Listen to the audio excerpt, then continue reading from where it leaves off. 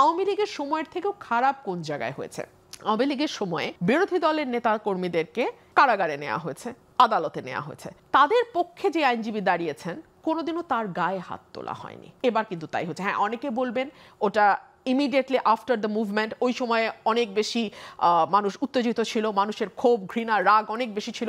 আমি সব মেনে নিচ্ছি, এখনো হচ্ছে। এবং আমি যদি সেটা ধরেও নেই, সেটাকে কন্ট্রোল করা এবং আইনজীবী এবং আসামি দুই পক্ষের নিরাপত্তা নিশ্চিত করবার দায়িত্ব রাষ্ট্রের। যারা সংস্কারের কথা বলছে, যারা মেরামতের কথা বলছে, যারা নতুন বন্দোবস্তের কথা বলছে, নতুন রাজনৈতিক ধারার কথা বলছে, তারা পুরনো রাজনৈতিক ধারায় একই রকম ভাবে চর্চা করে যাচ্ছে। হাসিনার সময় আমরা কি দেখেছি?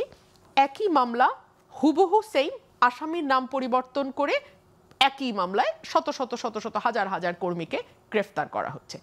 এই সরকারের সময় আমরা কি দেখলাম? আমরা দেখলাম সকলের বিরুদ্ধে ৩০২ খুনের মামলা।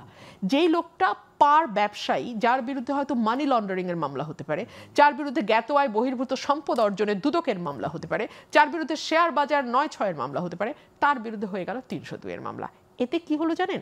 প্রকৃত অপরাধী কোনোদিনও তার যোগ্য সাজা যেটা সেটা পেল না, কারণ এই মামলাগুলো টিকবে না। হাইকোর্টে অ্যাপেলেট ডিভিশনে গিয়ে মামলা টিকার না, মানে যদি জজ সাহেবরা তাদের জুডিশিয়াল মাইন্ড ইউজ করে ইন্ডিপেন্ডেন্টলি কাজ করতে পারেন, এই মামলা টেকার মামলা না। কিন্তু এই মামলাগুলো দেয়া হলো, দিয়ে এই মানুষগুলোকে তার অপরাধের সাজা থেকে দায় মুক্তি দেয়া হলো, এবং যে মামলাগুলো হয়েছে সেগুলোকে অনেক হালকা করে ফেলা হলো। এগুলো আমরা আওয়ামী লীগের সময় দেখেছি। এই সময় কিন্তু তার চর্চা বন্ধ হয়নি।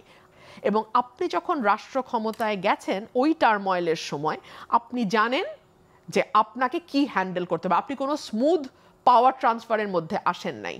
আপনি কোনো পলিটিক্যাল গভর্নমেন্ট না যার রাষ্ট্র পরিচালনার অভিজ্ঞতা আছে অতীতে।